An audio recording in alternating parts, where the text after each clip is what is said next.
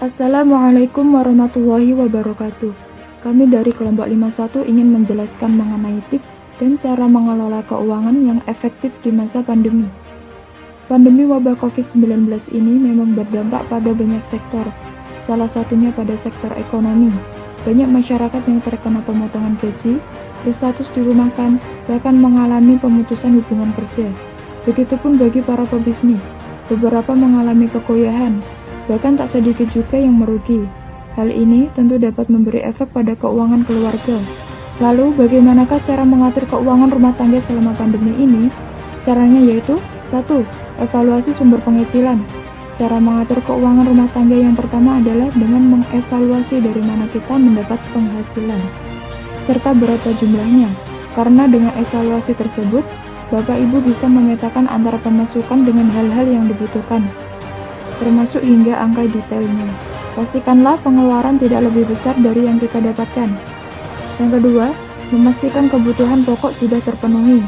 Hal yang utama pada saat ini adalah kebutuhan pokok. Pastikan poin ini sudah tercukupi terlebih dahulu seperti makan, pakaian, dan tempat tinggal. Namun, bukan berarti kita harus panik buying. Waspada perlu, tapi jangan egois, karena hal itu juga bisa merugikan diri sendiri. Yang ketiga, hindari pembelian barang yang tak dibutuhkan. Setelah kebutuhan pokok terpenuhi, bukan berarti kita bisa foya-foya atau membeli barang-barang yang tidak perlu. Baiknya kita mengutamakan hal-hal penting terlebih dahulu, seperti membayar kewajiban, misalnya angsuran, hutang, pajak, PDAM, listrik, dan lain-lain. Yang keempat, kurangi membeli makanan dari luar. Salah satu cara mengatur keuangan rumah tangga di masa yang cukup menyulitkan ini adalah dengan berhemat. Kamu bisa memulai menghindari atau mengurangi pembelian makanan dari luar. Sebagai gantinya, para ibu bisa membeli bahannya dan mengolah sendiri. Selain menghindari harga yang mahal dan ongkos kirim yang tinggi, dengan membuat makanan sendiri, kita bisa lebih memastikan nutrisinya. Mengingat kini semua harus lebih menjaga kesehatan dan daya tahan tubuh. Oleh karena itu, kita disarankan untuk mengkonsumsi makanan sehat. Yang kelima, mencari hiburan yang terjangkau. Meski di tengah keterbatasan akibat pandemi, sebagai manusia pasti kita juga merasa bosan dan butuh hiburan. Tak apa, sekali kita mencari hiburan, karena hati yang senang juga dapat membantu menjaga imun tubuh.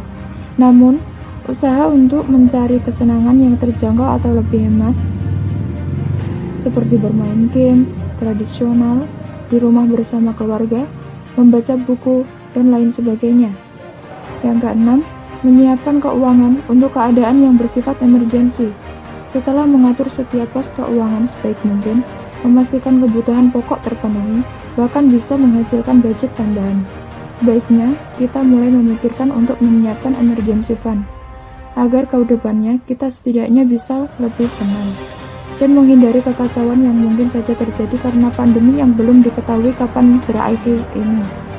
Salah satunya dengan memilih produk asuransi. Yang ketujuh, mencari sumber penghasilan lain.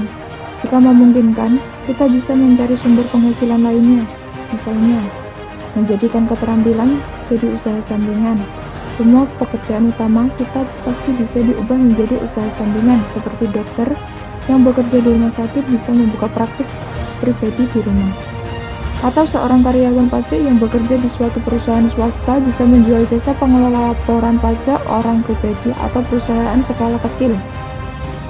Selanjutnya, menjual barang bekas.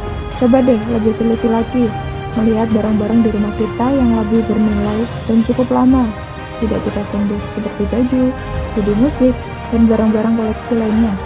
Kita bisa membuat garage sale atau sekedar memfoto dan menjualnya melalui media sosial atau marketplace. Selanjutnya, membuat usaha kecil-kecilan. Di saat pandemi COVID-19, kita bisa membuat usaha kecil-kecilan di rumah, misalnya menjual makanan ringan, jajanan anak-anak, sayur-sayuran, dan lainnya dengan modal yang relatif tidak mahal. Selanjutnya, menjadi dropshipper atau reseller. Ini mungkin solusi yang tepat bagi mereka yang memiliki kendala dalam segi permodalan. Tenang, kita bisa tetap menghasilkan uang dengan mengambil komisi dari sistem dropshipper atau reseller. Kita bisa menjual barang orang lain. Yang selanjutnya, Hobi dijadikan jualan online. Kita bisa memanfaatkan hobi untuk dijadikan usaha. Misal, kita punya hobi membuat kerajinan tangan dari bahan bekas bisa dijadikan peluang usaha. Contoh lain, kita hobi membuat kue atau makanan-makanan lain yang bisa dijadikan usaha yang nantinya dapat dijual online melalui aplikasi marketplace seperti Shopee, Lazada, dan lain-lain. Selanjutnya, membuat konten yang bermanfaat di YouTube.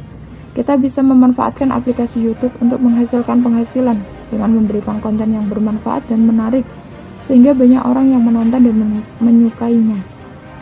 Itu tadi tips dan cara mengelola keuangan di masa pandemik yang bisa kami sampaikan. Sekian dan terima kasih. Wassalamualaikum warahmatullahi wabarakatuh.